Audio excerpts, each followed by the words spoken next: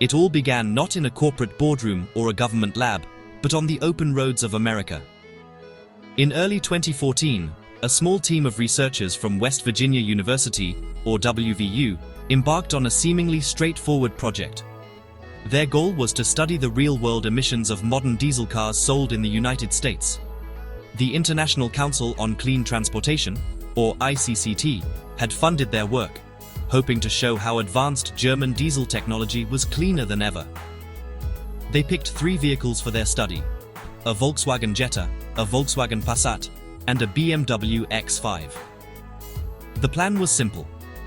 Attach portable emissions measurement systems to the cars and drive them from San Diego to Seattle, collecting data along the way. No one expected to find anything out of the ordinary. The team, led by Daniel Carter, was thorough in its methodology.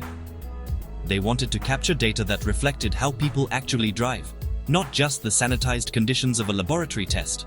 The portable testing equipment, strapped to the back of the cars, continuously measured the nitrogen oxides, or NOx, coming out of the tailpipes. NOx is a major air pollutant that contributes to smog, acid rain, and respiratory problems.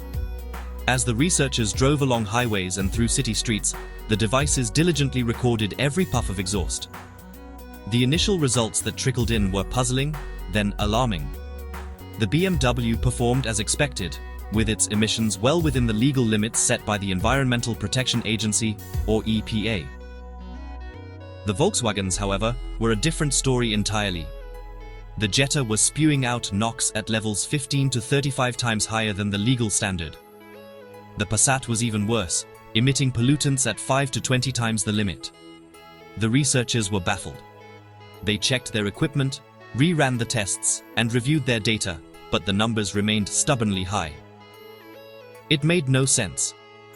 These cars had been certified as clean diesel vehicles. They had passed all the official laboratory tests with flying colors. How could they be so clean in the lab but so dirty on the road? The discrepancy was too large to be an error. The WVU team knew they had stumbled upon something significant, though they couldn't yet explain the cause. Unknowingly, these academics had pulled the first thread of a massive, deliberately woven tapestry of corporate deception. Their findings, presented at a public forum in May 2014, caught the attention of regulators at the California Air Resources Board, or CARB, and the EPA. These agencies were responsible for ensuring that vehicles sold in the US met strict environmental standards. The data from the WVU study directly contradicted the official certification data that Volkswagen had submitted for its vehicles. This contradiction set in motion a chain of events that would eventually expose one of the biggest corporate scandals in history, shaking the foundations of the global automotive industry and forever tarnishing the reputation of a manufacturing giant. The routine test had uncovered a profound and calculated lie. Armed with the shocking data from the West Virginia University study, regulators at CARB and the EPA began asking Volkswagen some very pointed questions. Throughout the latter half of 2014 and into 2015, a tense back and forth ensued. The regulators presented VW with the evidence of high real-world emissions, demanding an explanation. At first, Volkswagen's engineers and executives offered a series of technical excuses. They blamed unexpected driving conditions and various minor technical glitches. They suggested that the discrepancies were not the result of deliberate action, but rather unforeseen issues with the car's complex emissions control systems. For over a year, they managed to stall and deflect, hoping the problem would simply go away. The regulators, however, were persistent. They were not satisfied with Volkswagen's vague explanations. They threatened to withhold certification for Volkswagen's new 2016 diesel models, a move that would block them from being sold in the United States. This was a serious threat that would have significant financial consequences for the company. Feeling the pressure, Volkswagen agreed to conduct a voluntary recall of nearly 500,000 diesel vehicles in the US in late 2014. The company claimed that a software update would fix the emissions issue. But when CARB conducted its own follow-up tests on the fixed cars, it discovered that the problem had not been solved. The emissions were still far too high. The turning point came in the summer of 2015. The regulators' patience had run out. They had gathered enough evidence to know that something was fundamentally wrong, and they suspected that Volkswagen was not being truthful. They presented the company with an ultimatum: provide a full and credible explanation, or face the consequences of having its 2016 models barred from the market. Finally, cornered and with no other excuses left, a Volkswagen employee confessed. The company admitted that its diesel cars contained a secret piece of software, a defeat device, that was designed to cheat on emissions tests. This was the smoking gun the regulators had been looking for. The denials were over. The public revelation came on September 18, 2015. The US Environmental Protection Agency issued a formal notice of violation to Volkswagen Group, publicly accusing the automaker of using an illegal defeat device to circumvent clean air laws. The news exploded like a bombshell across the globe. Just days later, on September 22nd, Volkswagen made a stunning public admission. The company confessed that around 11 million vehicles worldwide were fitted with the cheating software. The next day, Volkswagen's CEO, Martin Winterkorn, resigned, stating he was shocked by the events of the past few days and was not aware of any wrongdoing on my part. The scandal, which would become known as Dieselgate, had officially begun, and the world was watching. The heart of the Volkswagen scandal was a sophisticated piece of software known as a defeat device. This was not a physical component, but rather a hidden algorithm buried deep within the car's engine control unit, or ECU, the vehicle's central computer. The software's sole purpose was to deceive. It was ingeniously programmed to know when the car was undergoing an official emissions test. It did this by monitoring a specific set of parameters that are unique to a laboratory testing environment, such as the position of the steering wheel, the speed of the vehicle, the duration of engine operation, and even the barometric pressure. These conditions are rarely, if ever, replicated in exactly the same combination during normal, everyday driving on the road. When the software detected that a test was underway, it would switch the vehicle into a special test mode. In this mode, the car's full emissions control systems were activated. These systems, including an exhaust gas recirculation system and a selective catalytic reduction, or SCR system, worked at maximum capacity to scrub nitrogen oxides, or NOx, from the exhaust. As a result, the car would produce very low levels of pollutants, easily passing the strict standards of the laboratory test. The regulators and testers would see a clean, compliant vehicle, and the car would receive its official certification for sale. It was a clever and effective illusion, designed to present a false picture of the car's environmental performance. However, the moment the software detected that the car was no longer in a testing environment, as soon as the steering wheel was turned, or the car's speed and acceleration patterns changed to reflect real-world driving, it would switch off or dramatically reduce the effectiveness of the emissions control systems. This was the road mode. The reason for this deception was a trade-off between emissions, performance, and fuel economy. Running the full emissions controls all the time would have resulted in lower engine performance, worse fuel mileage, and potentially required more frequent maintenance for the owner. By deactivating the controls during normal driving, Volkswagen could advertise its cars as having both powerful performance and great fuel economy, all while appearing to be environmentally friendly. This dual-mode operation was a clear and deliberate violation of the law. The Clean Air Act in the United States, and similar laws in other countries, explicitly prohibit any device that reduces the effectiveness of an emissions control system during normal operation. Volkswagen had intentionally programmed its cars to cheat. The software created two different versions of the same car: a clean one for the regulators in the lab, and a dirty one for the customers on the road. This deception allowed the company to sell millions of vehicles that were, in reality, polluting the air at levels far beyond what was legally permissible, betraying the trust of its customers and the public.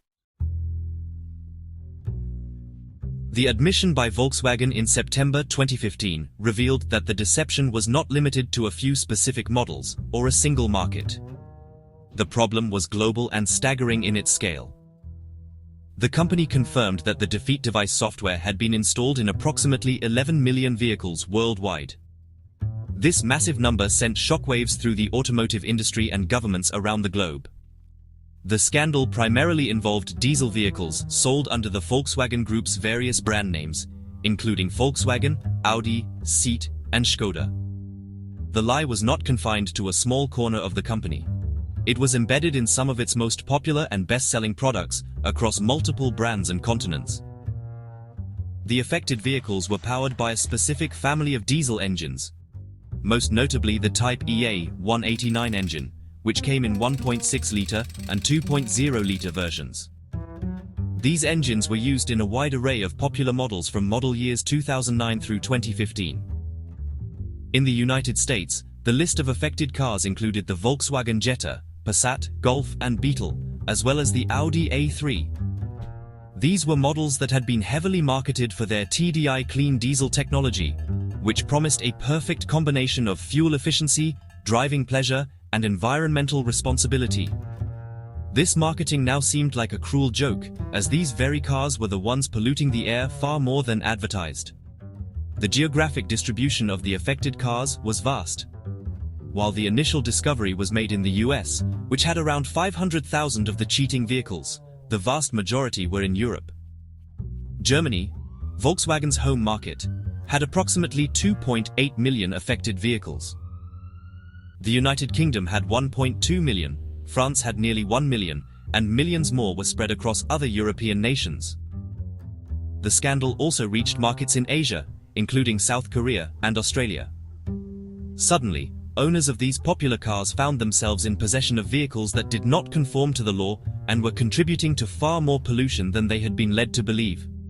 The sheer number of vehicles involved underscored the depth and audacity of the deception. This wasn't a simple mistake or a minor oversight.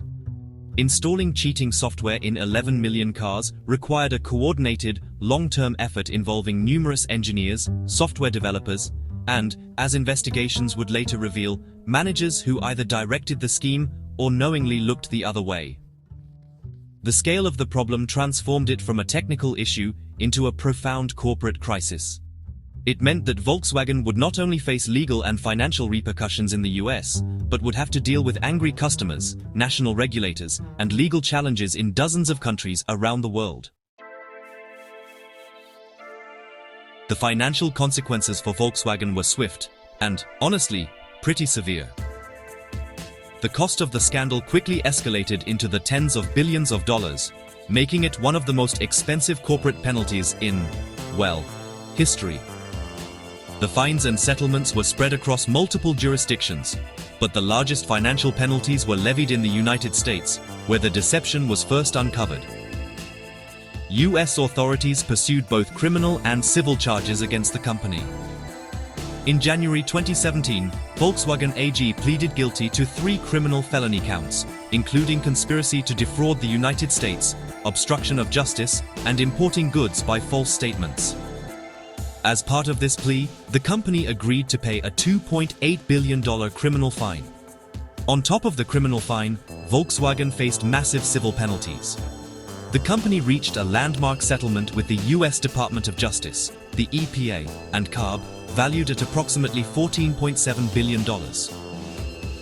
A significant portion of this amount, over $10 billion, was set aside to buy back or fix the nearly 500,000 affected 2.0-litre diesel vehicles in the US, and to provide cash compensation to their owners.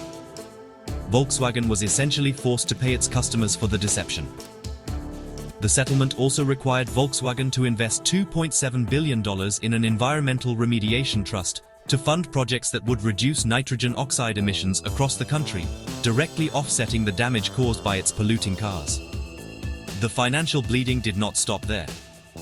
The settlement also included a commitment from Volkswagen to invest an additional $2 billion over 10 years in zero-emissions vehicle infrastructure, education, and access.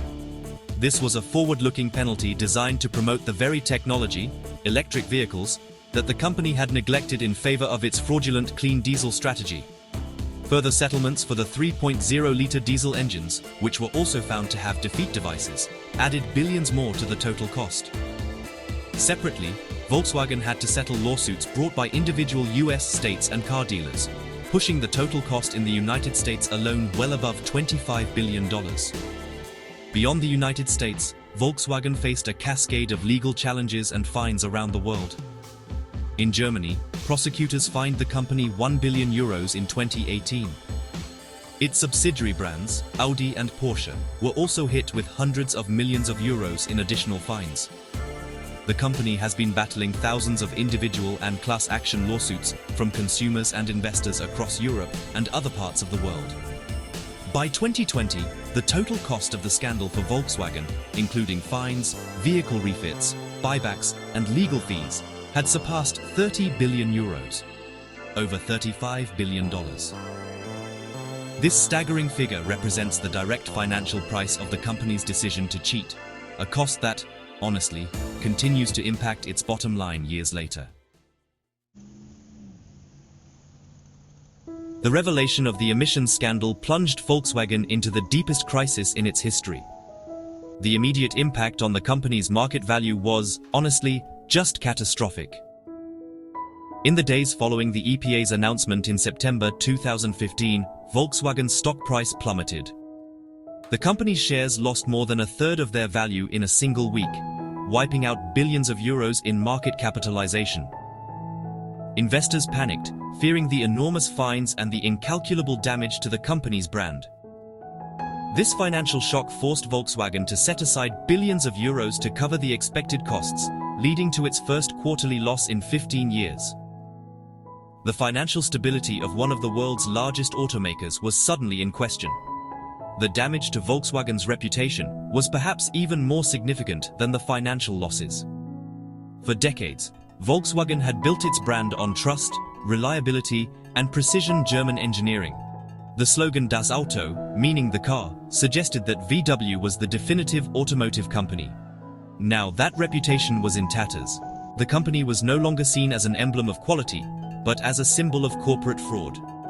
Customer trust, which takes years to build, was shattered overnight. Owners of VW diesel cars felt betrayed, having been sold a lie about so-called clean diesel technology. The scandal created a public relations nightmare from which the company has struggled to recover.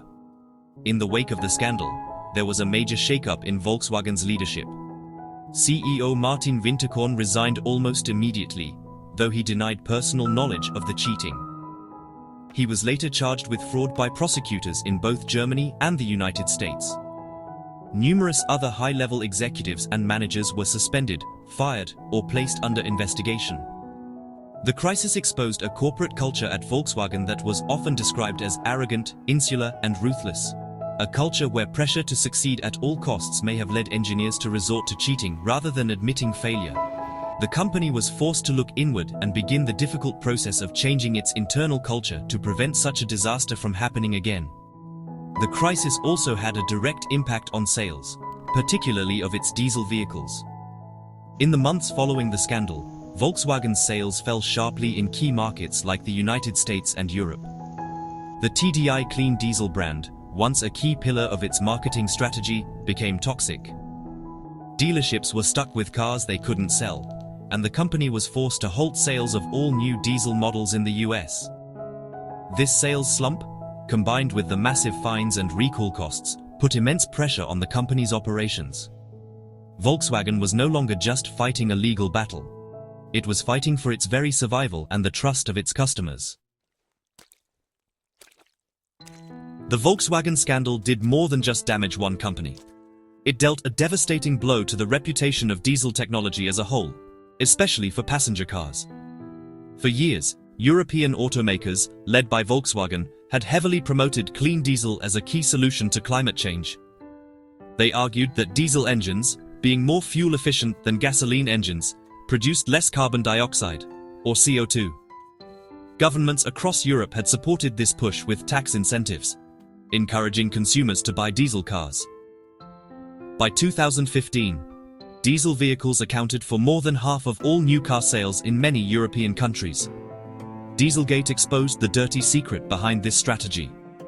The gains in CO2 efficiency often came at the cost of dangerously high NOx emissions. After the scandal broke, public perception of diesel changed dramatically. The term clean diesel basically became a contradiction in terms. Consumers who had bought diesel cars believing they were making an environmentally responsible choice felt deceived.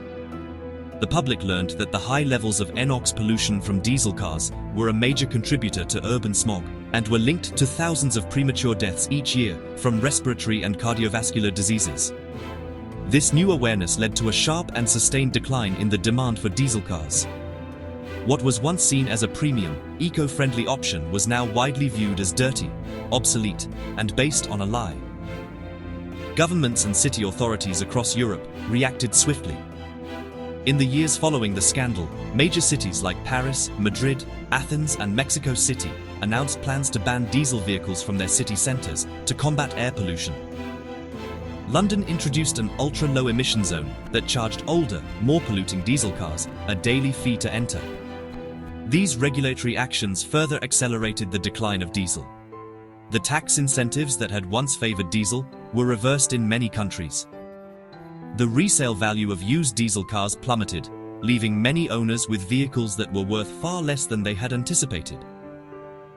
The entire market for diesel passenger cars began to collapse. The industry's big bet on diesel had failed spectacularly. For automakers, this meant that billions of dollars invested in developing advanced diesel technology were now at risk of becoming worthless. The focus of research and development had to shift, and quickly. The decline of diesel created a vacuum in the market for low CO2 vehicles. This vacuum provided a powerful new impetus for the development and adoption of alternative technologies, particularly battery electric vehicles. The betrayal of diesel's promise inadvertently cleared the way for a much faster transition to electrification, forcing automakers to pivot away from the internal combustion engine and toward a cleaner, electric future. The shockwaves from the Volkswagen scandal rippled out far beyond just one company, placing the entire global automotive industry under a microscope. Regulators, journalists, and the public began to ask a critical question. If Volkswagen could cheat on such a massive scale, were other automakers doing the same? This suspicion led to a wave of new investigations and testing programs around the world. Governments and independent organizations started conducting their own real-world emissions tests on vehicles from a wide range of manufacturers, and the results were often troubling. While no other company was found to have used a defeat device identical to Volkswagen's, many were found to have vehicles that emitted significantly more pollutants on the road than in the lab. These findings revealed a widespread industry practice of exploiting loopholes in emissions testing regulations. Car makers had become experts at optimizing their vehicles to perform well under the specific, predictable conditions of a laboratory test, a practice known as cycle beating. This could involve using special tire pressures, stripping out weight, or programming the engine to behave differently within the narrow temperature and speed ranges of the test. While not always illegal in the same way as VW's defeat device, this practice had the same effect. Cars that were certified as clean in the lab were much dirtier in the real world. As a result, other major automakers, including Daimler, Fiat Chrysler, and Renault, faced their own investigations, fines, and recalls related to emissions discrepancies. The scandal forced regulators to completely overhaul their testing procedures. They recognized that the old system, based on predictable lab tests, was broken and easily manipulated. In response, Europe introduced a new, more rigorous testing protocol called the Worldwide Harmonized Light Vehicles Test Procedure, or WLTP, which is designed to better reflect real-world fuel consumption and emissions. More importantly, it also introduced a real driving emissions test. This requires cars to be tested on actual roads using portable emissions measurement systems. The same kind of technology that the West Virginia University researchers had used to uncover the original scandal. These new, tougher rules made it much harder for automakers to cheat. The crisis of trust also accelerated the industry's pivot toward electric vehicles. With the reputation of diesel in ruins and all internal combustion engines facing stricter scrutiny, automakers realized they needed a new technological path forward. The scandal served as a powerful wake-up call.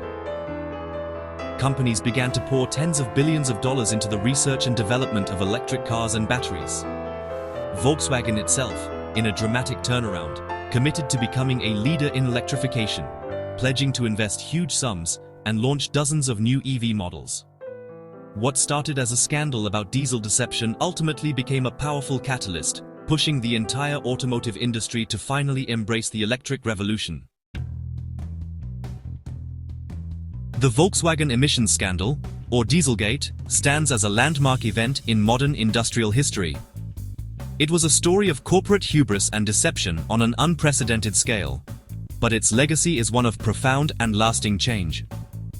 The scandal fundamentally altered the trajectory of the automotive industry, acting as an unintended accelerator for the transition to cleaner technologies. Before 2015, the electric vehicle was still a niche product, and many traditional automakers were heavily invested in optimizing the internal combustion engine. Dieselgate shattered the illusion that diesel was a viable long-term green solution and forced the industry to confront a future it had been reluctant to embrace. The most tangible legacy is the shift in regulatory and technological focus. The introduction of real-world emissions testing has made it significantly more difficult for automakers to hide the true environmental impact of their vehicles. This new era of transparency has pushed companies to invest in genuine emissions reduction technologies rather than clever workarounds. More importantly, the reputational and financial wreckage caused by the scandal made electrification a strategic necessity. Volkswagen's own dramatic pivot, under the Transform 2025 Plus strategy, saw the company commit billions to becoming a global leader in electric vehicles. This move created a domino effect, compelling competitors to ramp up their own EV plans to avoid being left behind. The scandal also left a deep scar on the relationship between corporations, regulators, and the public. It exposed the weakness of a regulatory system that relied too heavily on self-reporting from the very companies it was supposed to police. It fostered a deep sense of public cynicism and mistrust toward corporate environmental claims, making consumers more skeptical of green marketing. On the other hand, it also empowered whistleblowers and independent researchers, demonstrating the vital role they play in holding powerful institutions accountable.